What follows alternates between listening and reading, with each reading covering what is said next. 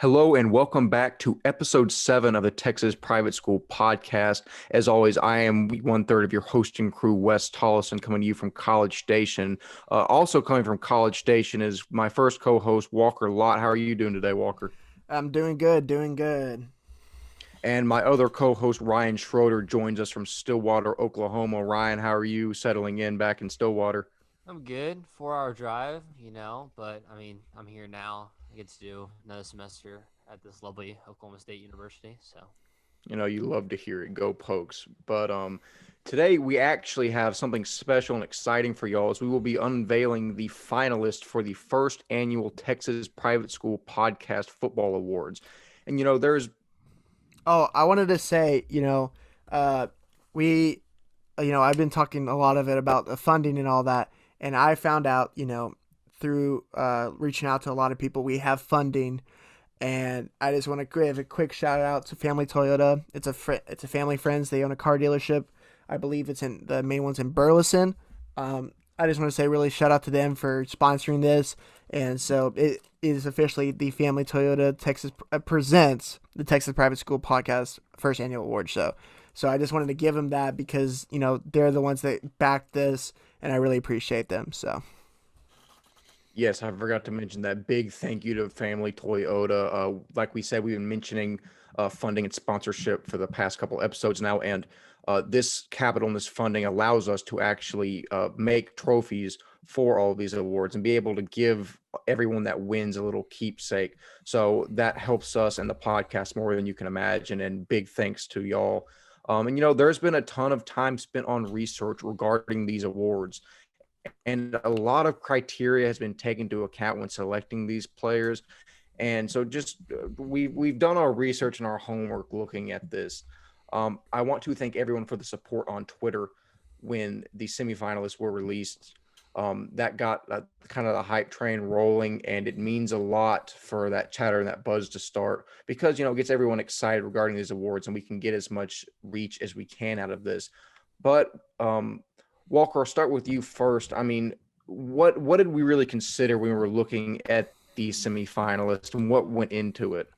So the main two, like we looked into a lot of things, but the main things we really looked into were, one was stats because, the thing about it is, Devontae Smith was the best player on that Alabama team, absolutely, and they won the national championship. But the stats he put up were the reason he won the Heisman. That's the reason, Trevor Lawrence was in there. Everyone else was in there. Like, even Zach Wilson was close to being in there just because of the stats he put up, even though his team did not do as well as, like Alabama. That's what we looked into. And that's the reason some of these guys are from lower ranked teams but put up amazing stats. So we found those through, Dallas Morning News, Houston Chronicle, San Antonio Times, stuff like that. But most of it is through Max Preps. And, the thing about it was a lot of teams don't put their stats on the websites. And, if you don't see a guy that you think is on there is a finalist, just understand, well, it was hard to access those guys' stats. And that's one of the things we want to do going into this summer is make a website. So every team in the state of Texas can go into this website and put all their stats on. And so we don't have this issue for the upcoming years. Because I think that's one of the biggest things for a lot of these guys, getting them recruited, they need their stats. They need a promotion like that. And it was so hard to find these guys' stats. I had to go through Twitters and everything.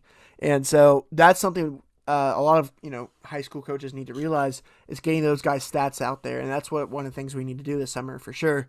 But yeah, that's another thing. So we looked into that, and then we also looked into, all right, how, like, it's like if you're winning most valuable player, how valuable are you to your team? Like, if you are taken out of that team, what does that team do without you? So that's another thing we looked into. And then of course, how far did your team go? Because if your stats are good but not great, like a lot of other people, did you elevate your team to go far in playoffs? So that was another thing we looked into. It was all those three things. I mean, majority of what we looked into. And I asked around a lot of guys, here and there, what they thought they're the hardest players they played against, best players, stuff like that. So we looked into a lot of stuff because, we are high college kids, but we took this seriously. And that's what I think these students, these athletes deserve. So. Yeah, exactly. Ryan, I'll turn to you now. We just spent actually about 2 hours on a Zoom call before this trying to, cut the list down to 4 finalists per award. And how can you speak to like how hard that was and how competitive to some of these positions were? I mean, here's the thing. There's so many variables to go into it, and I think that's something that you start to understand more and more when you look at all the talented guys you had in tabs. I mean, why do we have this podcast? This podcast is just to recognize all the talent that there is in the entire private school area, and I think that's something that needs to be recognized. Is it's not an easy task to go through this. I challenge you that if you feel that we have chosen so many wrongs, like chose so many guys wrong, you do it yourself. Like it is a very very hard task, and like we try to give as much recognition as possible to the guys that we've best felt deserved it. Like Walker said, those are all the criteria we went through. I did want to touch on this though. So yes, we will be having a website eventually where guys are going to put their stats on there. I also hope that eventually we should be able to help use those stats to help with recruiting for colleges and help that go on, as well as help post our podcast on the website as well. Yep. And we'll have more stuff go on like that as well. Maybe articles in the future on there. There's a lot. Just a little side note. I did want to say that is going to be something in the future. And guys, like you said, it is so. We appreciate so much when you're able to give feedback to us. We love it so much. All the response on Twitter is great. It gives feedback to what we need to know as guys that we didn't get to go to every single high school football game this year. So all of y'all giving input and stats is so helpful, and I think that's something that needs to be appreciated from all the people that gave us love on Twitter. Yeah, exactly. That support and all y'all's voices is what helps us to go forward with this and gain as much information as possible. And it's very, very vital, more so than most people know, to the success of this podcast. But without further ado, we will actually start with TAPS Division 1 and announce the finalists for each category, starting with Coach of the Year. We have Daniel Novikov from Dallas Parish Episcopal. We have Coach Bowden from Fort Worth Nolan Catholic. We have Rich McGuire from Houston St. Thomas. And finally, Greg McClendon from Midland Christian. Looking at MVP of TAPS Division 1, we see Preston Stone from Parish Episcopal, Jadan Burnett from Fort Worth Nolan Catholic, Maddox Kopp from Houston St. Thomas, and Brad Evans from Midland Christian. Moving on to Newcomer of the Year, we see Monte Dawson from Fort Worth All Saints, Curly Thomas IV from Fort Worth Nolan Catholic, Logan Tanner from Houston St. Pius, and Jaden Jones from Dallas Parish Episcopal. Looking at Offensive Player of the Year, we see Logan Tanner from Houston St. Pius, Grant Robinson from Plano John Paul, Brad Evans from Midland Christian, and Christian Benson from Parish Episcopal. For Defensive Player of the Year, we see Terrence Brooks from John Paul, Jadan Burnett from Fort Worth Nolan Catholic, Jaden Jones from Dallas Parish Episcopal, and Eric Franco from Fort Worth Nolan Catholic. For Offensive Lineman of the Year, we have Austin UK from Dallas Parish Episcopal, Tommy Brockemeyer from Fort Worth All Saints, Tyler Posseringen from Fort Worth Nolan Catholic, James Brockemeyer from Fort Worth All Saints.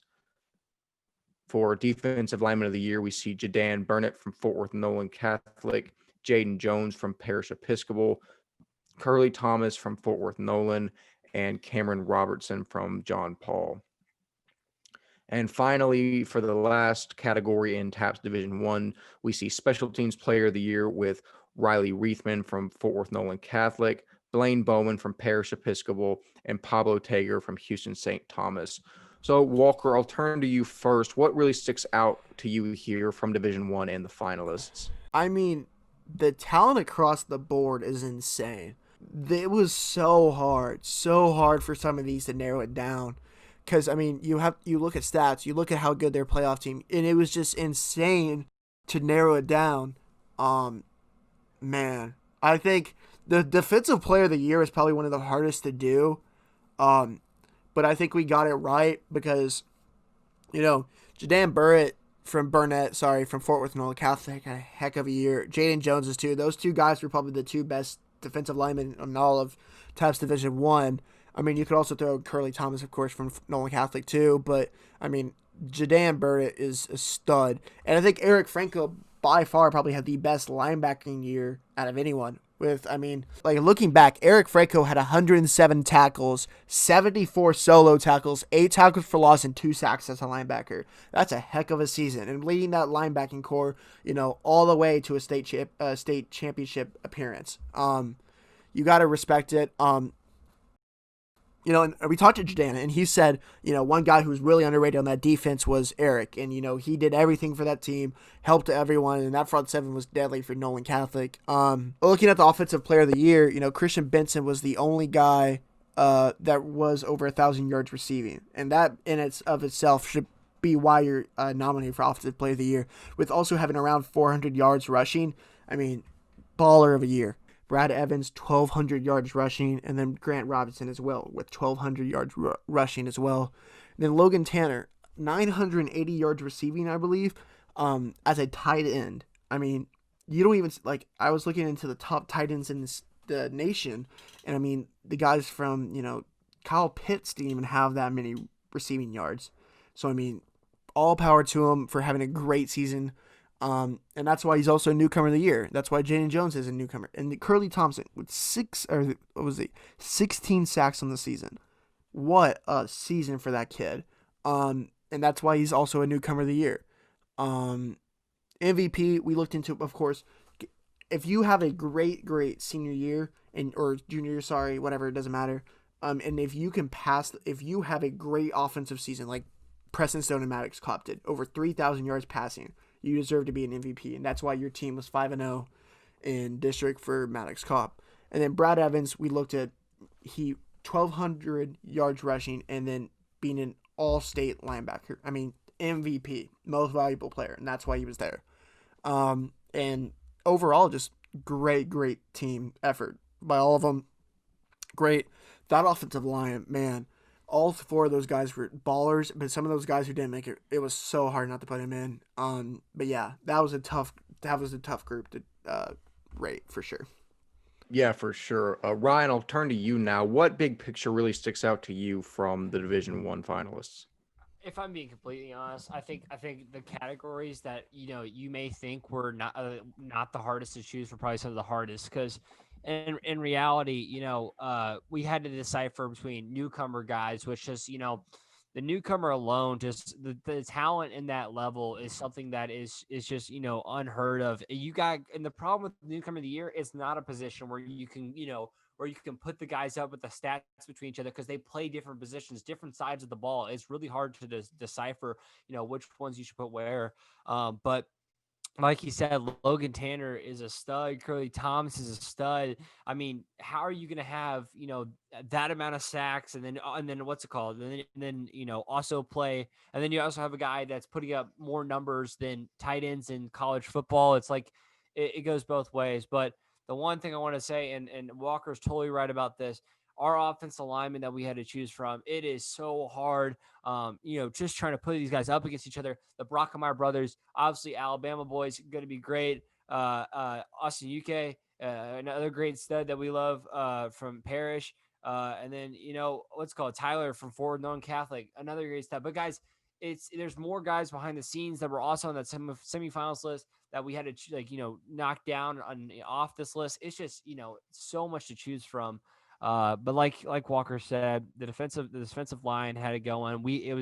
It's kind of hard to where to pick your battle for defensive player of the year and defensive lineman, and making sure Jaden Burnett and Jaden Jones and Curly Thomas, all those different guys got their love. So 100% was what was needed. And as you can see, I mean, like you already said, that whole list of offensive player of the year is stacked from Logan Tanner all the way to Christian Benson to Brad Evans. I mean, it's hard to to go through all that and just decipher, especially when there's so much talent like there is in Division I this year. I think that's something that has to be looked at comparatively to maybe some of the other divisions we were going through. Yeah, exactly. Just to wrap it up, there was a ridiculous amount of talent across the board in D1, and it made for some really tough decisions trying to whittle it down to just 4 players per category. But we will now move on to TAPS Division II, starting with category Coach of the Year. We see Jeremy Flowers from Fort Worth Southwest Christian, Tim Phillips from Austin Regents, Mike Wheeler from Dallas Christian, and Jordan Black from Fort Bend Christian.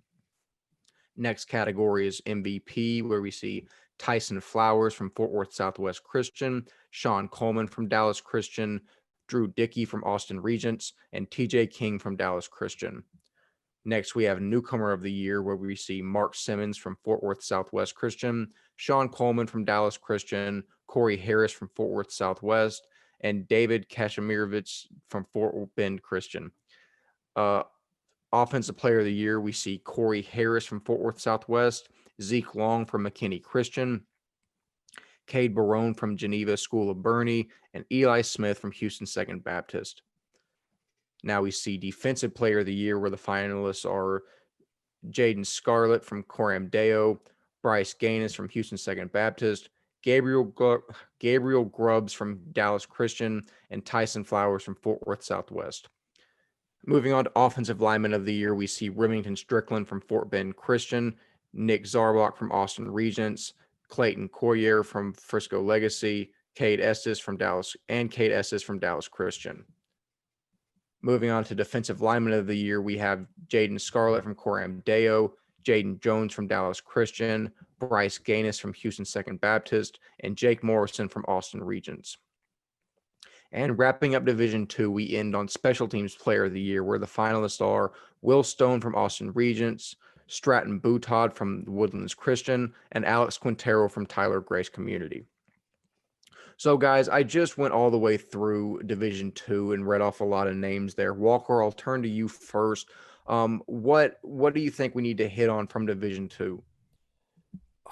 Man, I think the Offensive Player of the Year, the guys that were up for it were insane.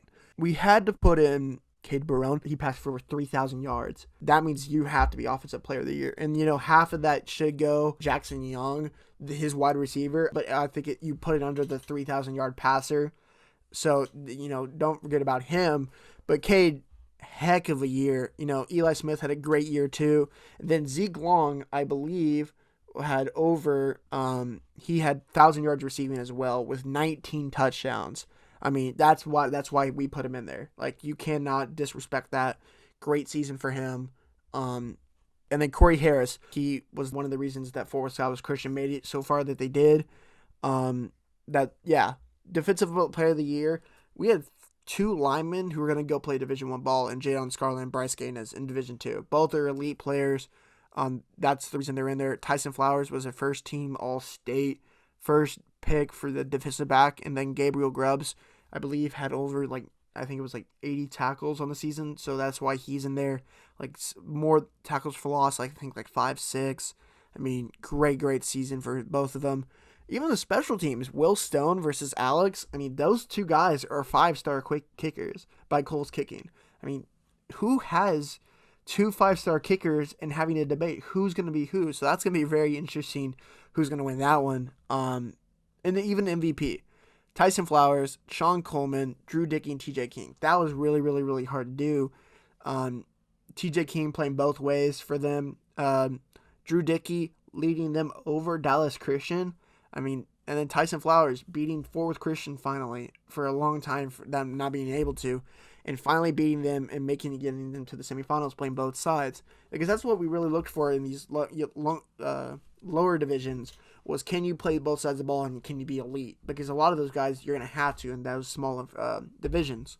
So that's what we really took importance in some of these things, unless you have a great offensive year like Sean Coleman. TJ King was a great player, but no one denies the fact that Sean Coleman was the most valuable player on that offense. Without him, that offense would have not been the same, because 12,000 yards rushing was elite for Sean Coleman, and that's why he's in there. So, yeah, overall, great list for all those guys. They should be proud of themselves. Yeah, exactly. Sean Coleman with those 1,200 yards rushing really made a big difference for that DC team. Ryan, we had a lot of debate regarding each of these positions, and we probably spent the most time on Division II trying to weed out certain players. What do you have to say? What sticks out to you regarding Division II? I was actually just about to say that we probably did spend the most time on Division Two, if we're being completely honest. And I think part of that was just in the three categories of MVP, newcomer, and offensive player of the year. Guys, we were literally talking for over 2 hours in this Zoom call. Right before this call, I'm going to guarantee probably 45 minutes of it to an hour was just spent on probably close to those three categories. Guys, it takes a lot of effort to dim down the numbers that we had for all, or the dim down the number of players that we had for each category. But it is so hard going between the MVPs and newcomers and offensive player of the year, especially when you have guys that overlap each other in different categories, and trying to figure out how it fits in each situation when they overlap each other, and trying to make sure that you have the awareness of how good this guy is at this category. But if he's MVP and if MVP is not offensive, MVP means if he plays both sides of the ball, like Walker said, that they deserve both the offensive stats and the defensive stats. There's so much that goes into this. I hope everyone understands that. But yeah, guys, I mean, one thing that I was going to also hit on, when it comes to offensive lineman of the year, you have a guy like Remington Strickland in there, which is going to be insane. But guys like Nick Zarbach, Clayton Coyer, and Kate Estes, all with good running backs coming behind them. They were leading that team, leading that team with the front on the offensive line. I think that's something you got to see, because a lot of these guys, from what I know, also had pretty solid rushers behind them, but also had other good linemen on their team. So it's also a big statement to say that regarding these guys. But like I said, y'all, I mean, it's always going to come down to when you have a fight against Jaden Scarlett and also Bryce Gaines.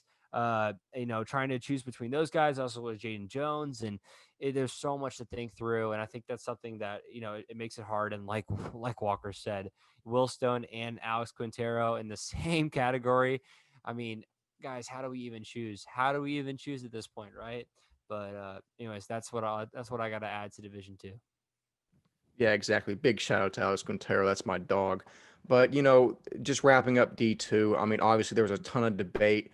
You'll see who wins all these awards very shortly in our award show coming up. But just know there was a ton of debate and time spent over this division specifically.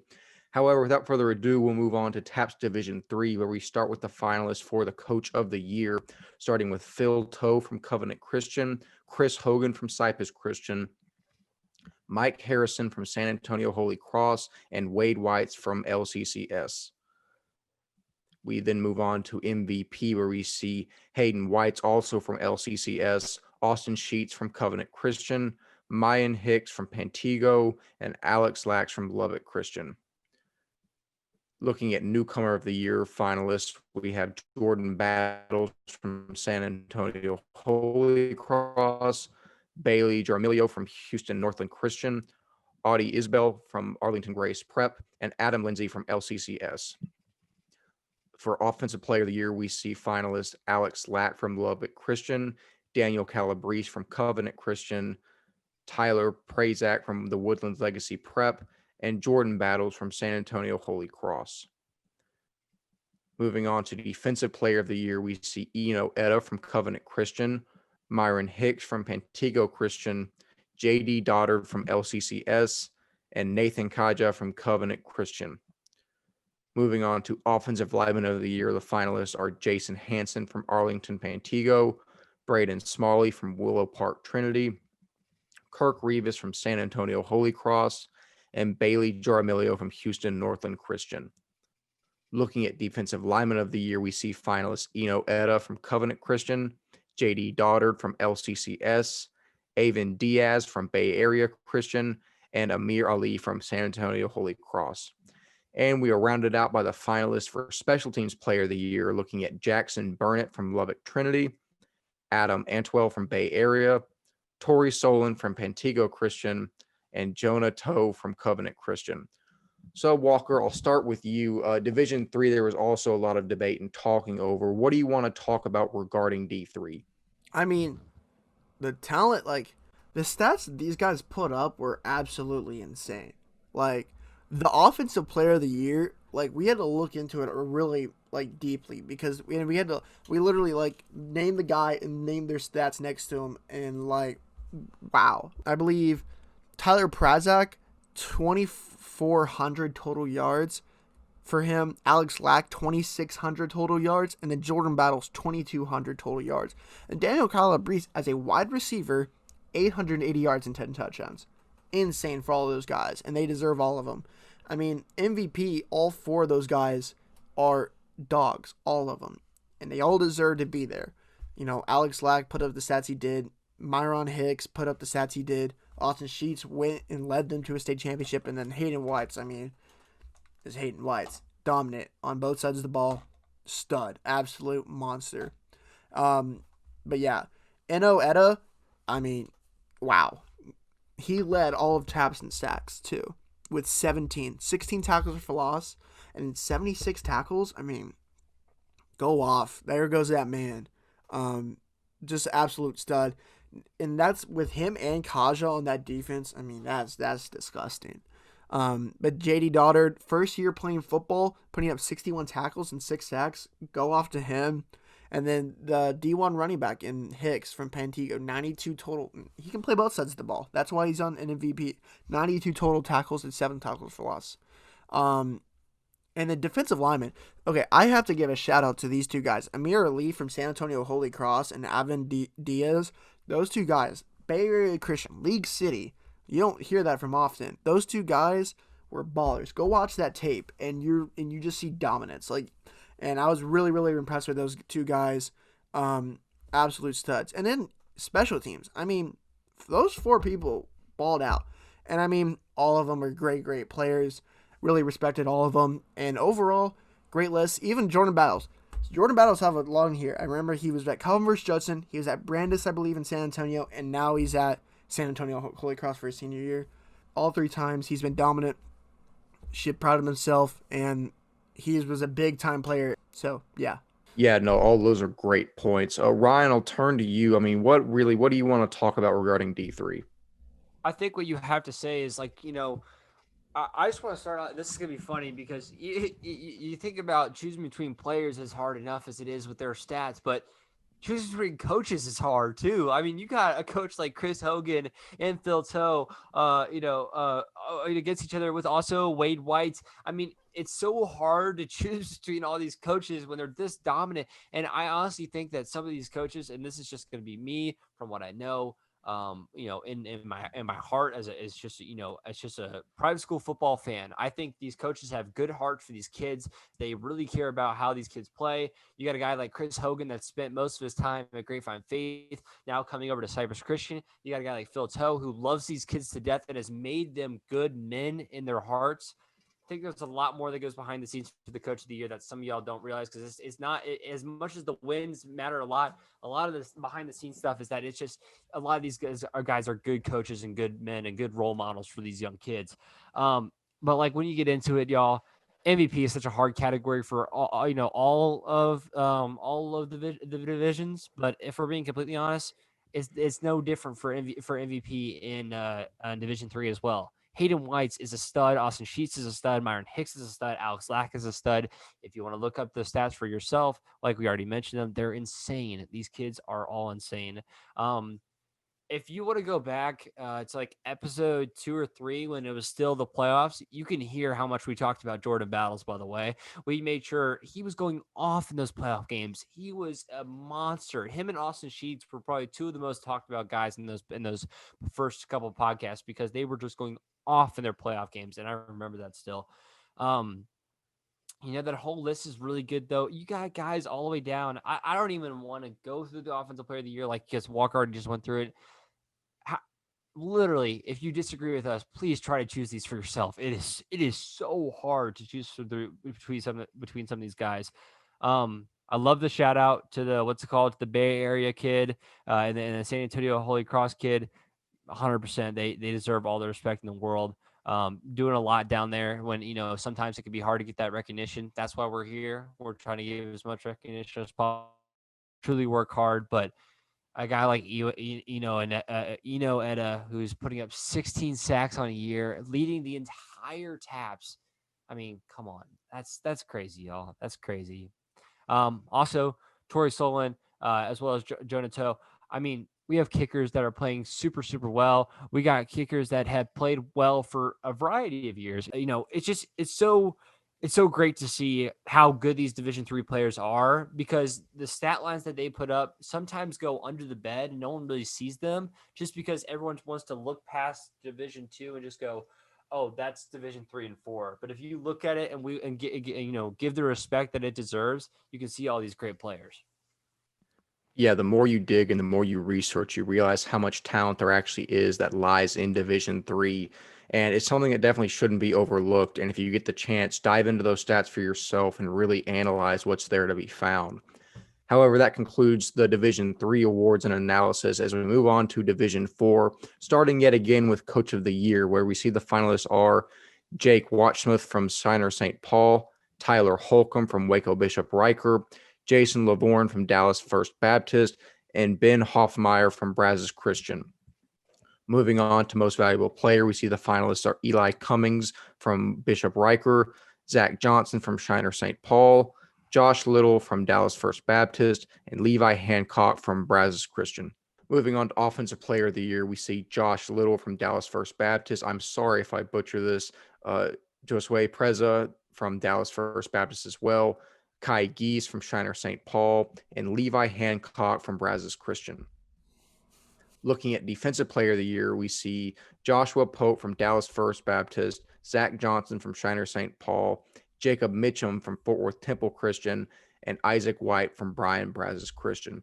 So, guys, that wraps up Division 4. Anything here that y'all want to hit on? Walker, I'll hand it to you first. Jake from Jake from State Farm. No, Jake from Shiner St. Paul. That was really good. I enjoyed that. I believe he now ties the state championship amount for taps, and I think that's in of itself is a respect. You have to respect that. Just like up in Fort Worth, we respect Titletown, Texas over there on Aledo. You have to respect Shiner St. Paul down there. Tyler Holcomb from Waco Bishop Riper, he had a great season. How he started. We always say how he started and how he finished. You have to respect the coaching that brought him there. Shout out to them. Eli Cummings, Zach Johnson, Josh Little, and Levi Hancock. I think all four of them were great picks for MVP. All of them did whatever they could for their team.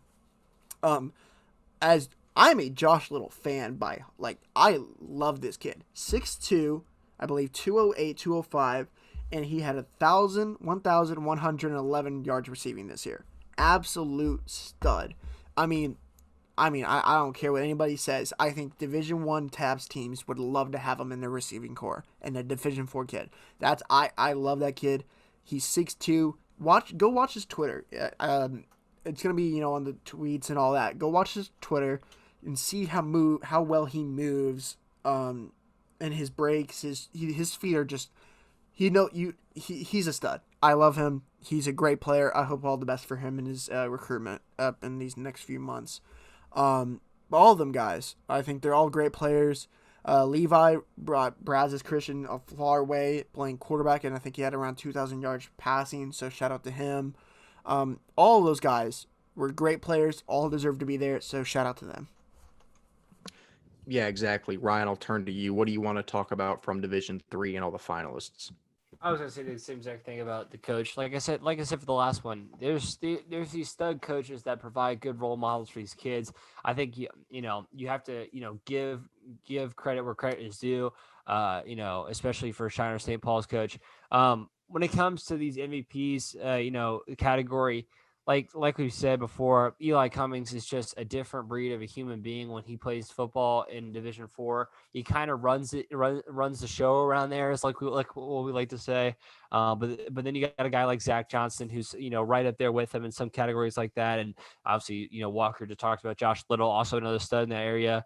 But yeah, lots of talent here. Levi Hancock is nothing short of another great player. The guys like Eli Cummings, Josh Little, and Levi Hancock, I think, are ones that you want to see in the future, do well. Even at the bottom of the tap scale, there's still talent. And I can verify that as much as you want to say with all the stats that these kids have. Yeah, exactly. I think D4 just really proves any level of tabs you look at. If you look hard enough, you will find talent. You will find kids that can play at the next level. And that's especially seen through all of the finalists for these awards. But finally, we move into our final grouping, which is SBC and other Texas private school teams. Starting with Coach of the Year, we see the finalists are Andre Hart from Trinity Christian Cedar Hill, John Buckman from San Antonio Cornerstone, Nathan Larned from Houston Kincaid, and Brandon Hickman from Dallas Jesuit. Looking at the finalists for MVP, we see Dylan Bell from Houston Kincaid, Jake Peterson from John Cooper School, Lucas Coley from San Antonio Cornerstone, and Shadur Sanders from Trinity Christian Cedar Hill.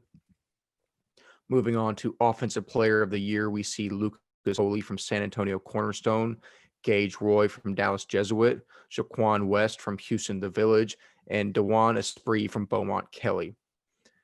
And finally, moving into Defensive Player of the Year, we see Robert Fitzgerald from Dallas Jesuit, Jake Peterson from the John Cooper School, Cameron Silman from Trinity Christian Cedar Hill, and Monty Harris from San Antonio Cornerstone.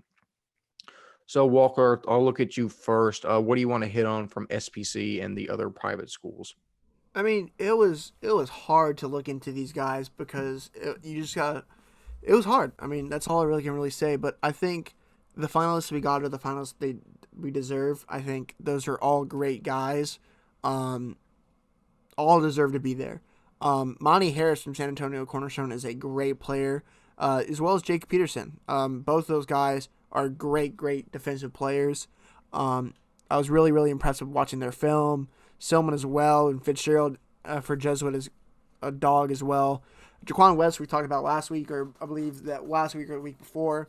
From the offensive player. I mean, if you go watch this huddle, I think it's his highlight film on his Twitter or something like that. The first video you see is him hurdling a dude. And that's just the athleticism he has. Great player. Lucas Coley from Cornerstone. I mean, he's going to Arkansas. I believe he also had an offer from Clemson. So I mean, he knows what he's doing. And I think he's a great quarterback, and that's the reason we picked him, as long as with his stats and how his team did. Gage Roy, stud over there at Dallas Jesuit. He's going to be a great player for his senior year next year, just as much as he is now. But yeah, the MVP and the Coach of the Year, I think all those guys are all deserving, and they should be very proud, and I think they absolutely deserve it. So. Yeah, without a doubt. Ryan, a little bit shorter of a list, but what sticks out to you from the SBC and other private schools? Just like how well Houston Kincaid have with the stats that they have this year, especially with when you look at it and you look at the shorter schedules this year for the SBC. I think that's something you also have to look at is when you're comparing statistics for these guys and trying to compare them to other tabs ones. It's not fair enough to say that the comparison, because all these SBC teams had different schedules, which is very weird to say, but they all kind of like, some teams had this amount of games, some teams had this amount of games. It was really hard, like putting a comparative schedule for or comparative stats for each team and all that. But I think we got it right when it comes down to the finalists. Not much to say else, but just make sure to key on all those guys. Jaquan West was one that we spent a little bit, just trying to go through some stuff, and yeah, that hurdle video was something crazy that we all saw. So yeah, no, big shout out to all these guys, and I think you'll be happy with some of the picks that we make in our finalist. I'm in our award show. So. Definitely, and be on the lookout for that awards show coming up soon. But finally, we move into our superlative awards, starting with the Large School Coach of the Year finalist. We have Coach Novikov from Parish Episcopal, Tim Phillips from Austin Regents, Jeremy Flowers from Fort Worth Southwest, and David Bowden from Fort Worth Nolan Catholic. Looking at Small School Coach of the Year, we see the finalist Phil Toe from Covenant Christian, Jake Watchsmith from Shiner St. Paul, Tyler Holcomb from Bishop Riker, and Chris Hogan from Cypress Christian. And moving into Large School Player of the Year, we see the finalists are Preston Stone from Parish Episcopal, Brad Evans from Midland Christian, Drew Dickey from Austin Regents, and Jadan Burnett from Fort Worth Nolan Catholic. And finally, the last category we have is Small School Player of the Year, where the finalists consist of Hayden Whites from LCCS, Austin Sheets from Covenant Christian, Levi Hancock from Brian Brazos Christian, and Eli Cummings from Waco Bishop Riker. So that actually concludes all the finalists for the categories that we have. Walker, I'll kick it off to you first. Any final closing thoughts?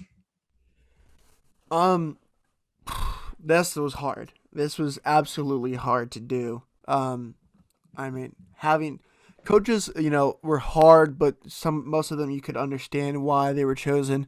The large and small school player of the year, narrowing down all those guys and picking only 4 as a finalist. I mean, wow, it was so hard to do. All those guys deserve it, Going through them, Hayden Whites, Austin Sheets, Levi Hancock, and Eli Cummings all deserve to be on there. Eli Cummings came in first year and turned that program around. It was up and coming, and then brought him to the state championship on both sides of the ball. Same thing with Levi Hancock, first team All-State quarterback. I think he was second team All-State defensive lineman. He did both sides of the ball and balled out for them. Austin Sheets, taking over the job as the starting quarterback this year, throwing 1,800 yards, and really bringing them to the state championship and having a monster year for them in a program that was barely going to even play football this year. And then Hayden Whites is Hayden Whites, how he did this year, both sides of the ball, 7 interceptions, too many yards to say.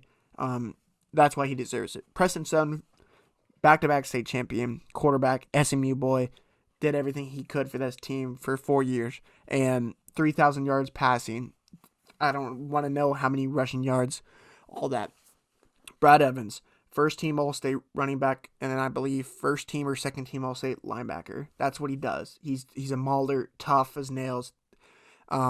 He's a West Texas boy through and through. That's how he is. Drew Dickey, he was the quarterback after Wilson Long tried for so many years. Drew Dickey came in first year and took over the job from Wilson and brought him and made him win a state championship, scoring in the state championship games. He only played most of the season, only in the first half because he blew everyone out, and they couldn't, didn't want to risk that kind of a quarterback for them. So I don't even want to know how much passing yards would have done if he, played most of the games, the whole games every time. And then Janaea Burnett, he was the leader for that defensive line, especially being that senior guy.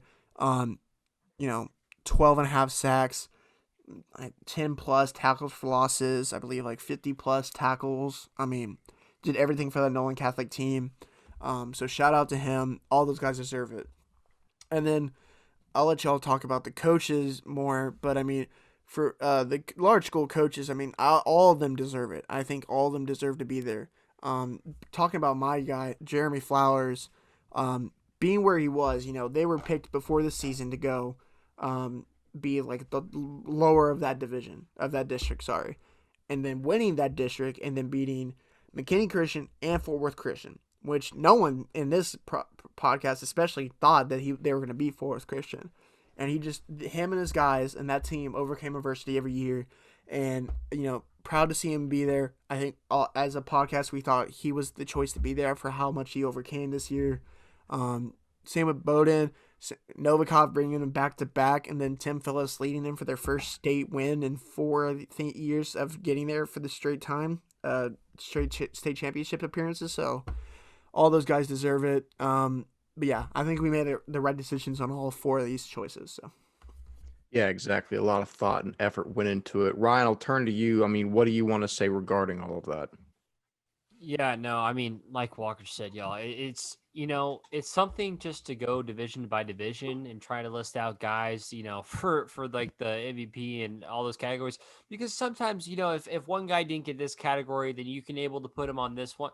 No, we only were allowed to pick 4 guys for the large school and the small school, and it's so hard just to go through this entire list and look through all these talented players, because Walker's absolutely correct. Any of these guys are bound to receive any of these awards, because in reality, they all had outstanding years and they beat out just about everybody else except for, each other in this list, right? They beat out every other player in all of division 1, 2, 3, and 4. They beat out each other and they were in the finals list. Being one of these 4 finalists, if any of the 8 of you are listening, or the 8 coaches that are listening, just know that you made it. You are the guy that that did it all the way. You put in the most effort, and if you weren't chosen number one, you were a finalist in one of these categories. You deserve it, right? I think that's something that needs to be said because no guy should be down bad that they didn't win the player of the year. All four of these guys deserve it from each category, especially when you come to the coaches too. I mean, guys, you look at Novikov and you look at Tim Phillips. Both coaches led their teams to a point where you thought it was unbelievable, especially for a guy like Tim Phillips who had to like basically just anchor in as come in and then turn the whole program around and like just make everything work. I think that's something that's super impressive. Jeremy Flowers is also super impressive, like Walker said. I think you can look through any of these guys, especially some of the coaches, and see how good of men they are and how good of role models they are. But yeah, when it comes to the players, it's so like the talent that is listed in the large school player of the year: Preston Stone, Brad Evans, Drew Dickey, Jadan Burnett. So many talented guys. I just wanted to state that, and I hope everyone, thinks that we put in the effort to put these guys through, because we didn't take this lightly. This was something that we all thought that was necessary, and we wouldn't be doing this entire award show if we didn't care about it, right? We wouldn't just half whatever this award show if it really didn't mean anything to us, right? So I hope y'all respect the fact that time went into this, and these guys truly deserve it. In our opinions, these guys truly are the ones that deserve it the most. Yeah, without a doubt. And I sound like a broken record, but I'll reiterate what Ryan said. I mean, there's been a ton of effort and research put into this. This is something we've been researching for several weeks now. And, we've had this big Google Doc of all these names, and the names, as time's gone on, have gotten narrowed down until we finally picked the four guys that we think deserve to be finalists for these awards. But, there has been a ton of time dedicated to this, and it's a project that I think we're all very proud of, and we're very excited to show you the final result coming here in a week or so. And I also want to give another huge thank you to Family Toyota in Burleson and Arlington, just giving us the capital to help fund the trophies for these awards is a huge help, and it really helps us put out this idea that we wanted, and give all of these kids an award, physical representation of an accomplishment they achieved. So yet again, big thank you to Family Toyota for helping us out there. But guys, if there's nothing else that y'all want to say, that wraps up this episode regarding the finalists. Be on the lookout for um, the episode announcing the winners, which will come in a week or so. That'll be very well done. Walker has a lot of ideas regarding editing that's going to make it look all nice and proper. So that'll be here before y'all know it. But it is very early in the morning. I want to go get Whataburger. I think we're all very tired. So without all that being said, I have been 1/3 of your host and crew, Wes Tolleson. Walker Lott and Ryan Schroeder have been themselves. We will see you in the next episode. Peace.